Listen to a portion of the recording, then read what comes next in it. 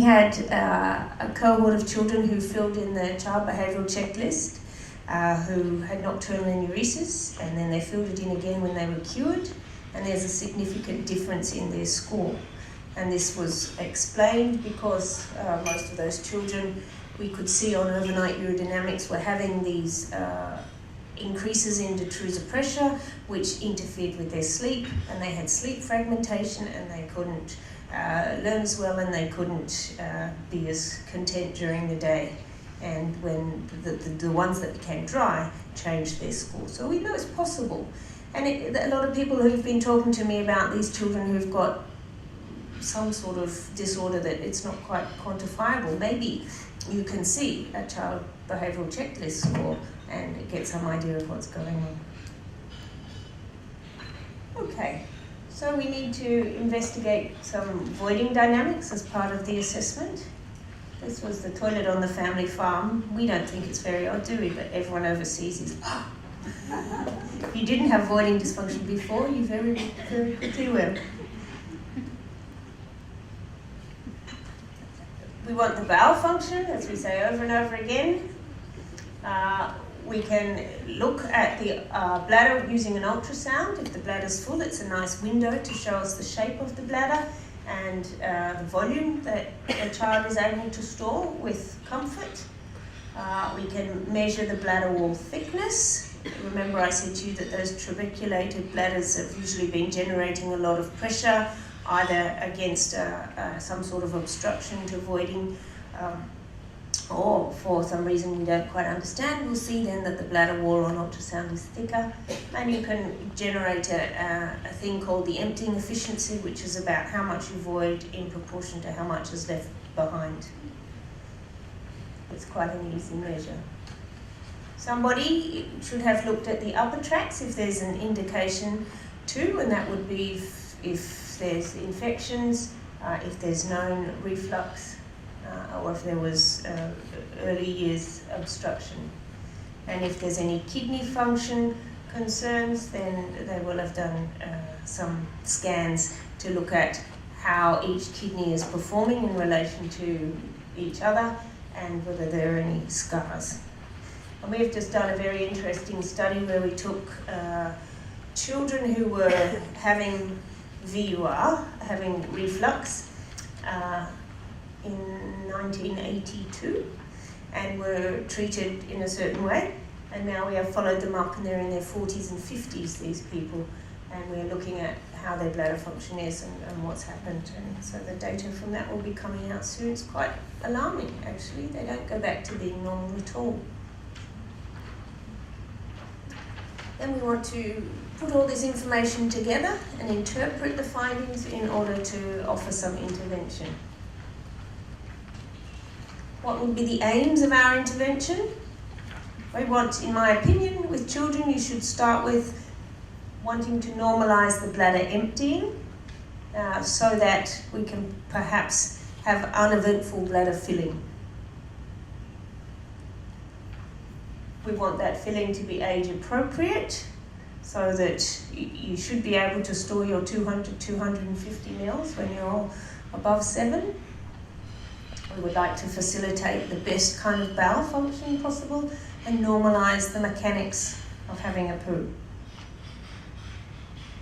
The goals for that would be then that you've dealt with the symptoms that they presented with or that you uncovered, so urgency and wetness, and that the signs on repeat investigation are not alarming, so that you no longer see a high post-void residual amount of urine, you no longer see high pressures in the bladder during filling, you don't see any activity in the pelvic skeletal muscles on EMG during voiding. You see a quiet electrical signal.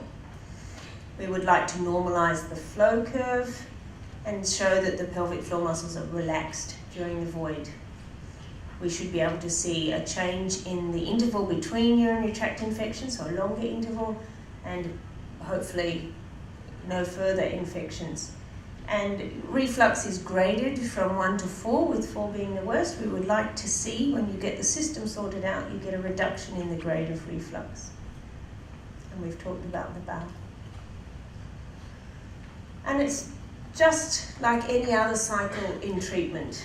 You make the assessment, you figure out the problem, you make an intervention, and you reassess. And you must have measurements that prove that what you've done has been efficacious. It's not possible anymore just to do things and hope that they work. You have to have documentation. So after the assessment, and you know what you're going to do, you've made the interpretation, you will start with the education and trying to build up some motivation and set the scene nicely for the intervention. This is no different to anything else that we might treat. First, we would start with the bowel movement on the basis of the study that I said has just been accepted at Paediatric Scandinavia that showed that in the children that we did bowel work on first, bladder symptoms changed. So you would be using all the strategies that Francis talked about, also teaching them the basic hygiene, wiping in the right direction, containment if there's a period of time in which they're still fecally incontinent. And it's a long time. Bowel time is a long time, 6 months at least. And then you might read in the literature this thing called standard treatment or urotherapy. It's just a word for rehabilitating the use of the urinary tract. This is where the hydration comes in that I mentioned to you, that there's enough fluid going into the body to have dilute urine that you can pass every 3 hours that is going to allow you to store an appropriate amount.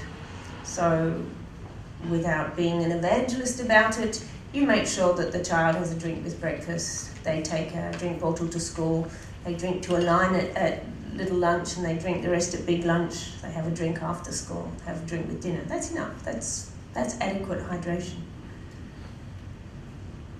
And then we need to teach regular and optimal voiding, and sometimes we have to do that with a timer watch if the child isn't voiding at intervals that are going to assist the bladder.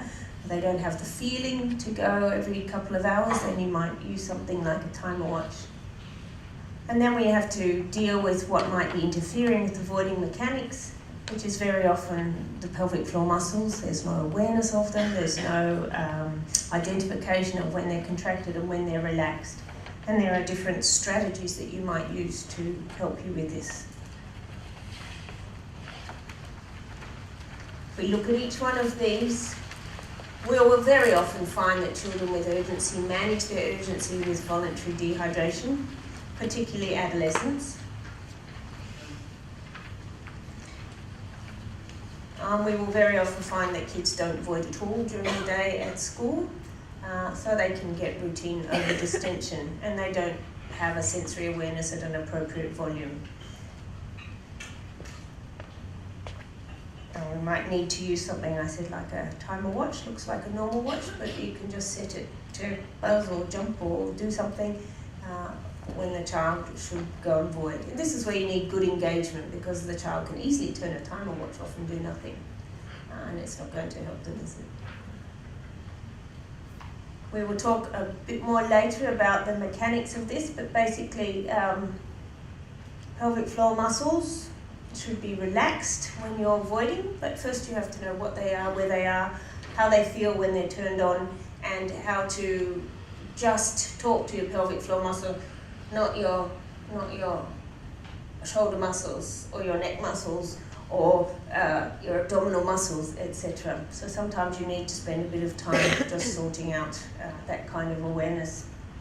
You may need to use some form of biofeedback. This is just an electrical signal giving you a message that you can't otherwise get. It's nothing very fancy to get the patterns correct. And I think we have covered this one. And what is the evidence for this kind of approach? It's significantly better than just using one particular kind of medication that calms down overactivity in the detrusor. It's effective in decreasing infections, improving constipation, and decreasing the need for things like injection treatment for reflux. How long should we treat our children with daytime wetting? Well, until somebody should treat them until it's better, and the child is happy and the family is happy, and there is no longer any risk to the upper tract, and the bowel function is normal. We should review these children just so that they don't fall backwards, particularly in terms of the bowel. And we want happy children. All right, so that's just part of how you make the assessment, and a bit later we'll talk about how you actually go about rehabilitating the voiding phase.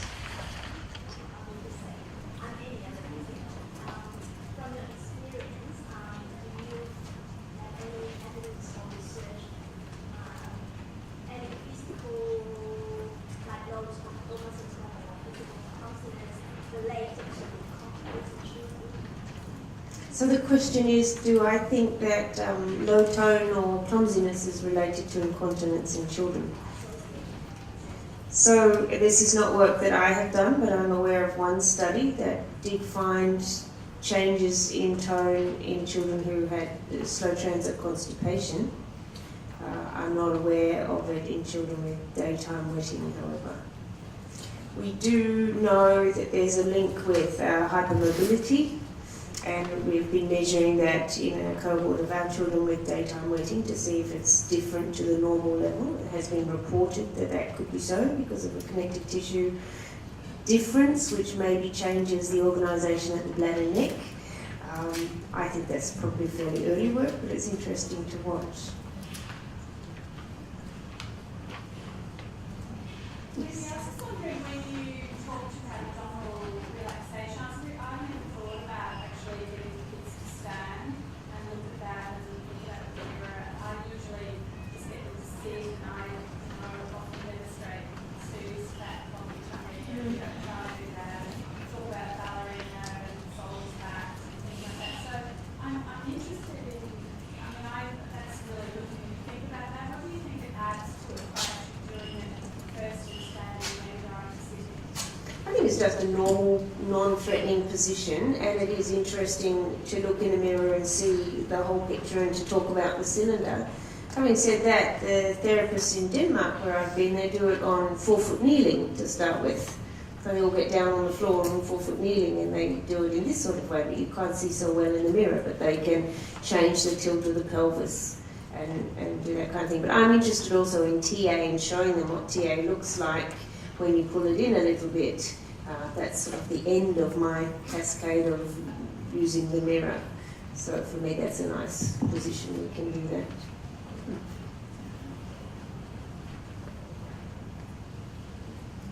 Any more questions? I'm just wondering, do you use the neuromodulation for both the OAB target kids as well as the voiding dysfunction kids, so they're potentially overactive forms? You wouldn't use it for the voiding part of the training, but you would use it to try and induce some plasticity to bring the system towards a normal neural drive. And so for the OAB component, that would be quite relevant. But if you had a voiding dysfunction without any overactive bladder, I wouldn't find that an indication for neuromodulation. And as we said before, these are always multimodal treatments, and so it would be, even in the case of an overactive bladder, it would be one of the components that you would be thinking about using.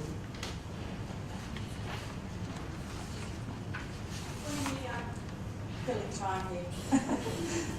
I just wanted to come back to the magnetic chair. Like I feel quite strongly that we should, because it's so available in GPs, around, that we should have a fairly, I don't know, what do you think? A fairly firm thing in saying it would be completely inappropriate for children, because I know that, it started off it was going to be just the stress incontinence or urge incontinence, and now it's just anything, and fecal incontinence. It's just been popped on it, and I would hate to think there was a spillover effect into children's continence. So what's your thought on that? With medication and the FDA, etc., there has to be indicators for using a treatment. It has to be proven in a given population. And I don't think that chair has got this level of evidence. And I think there are too many unknowns about where the current is going in a young and developing system to advocate it. You would have no basis. no evidence at this point. Doesn't mean to say that a study shouldn't be done, but it hasn't been yet, and because it hasn't been, then you can't advocate. Can you just explain the magnetic field? Oh, it's just using a magnetic current to induce an electric current. It's just another way of getting a stimulating current in the region, but the difficulty is that you don't know where inside the area between the magnetic, in the field, the current is going. And we would have some concerns about that.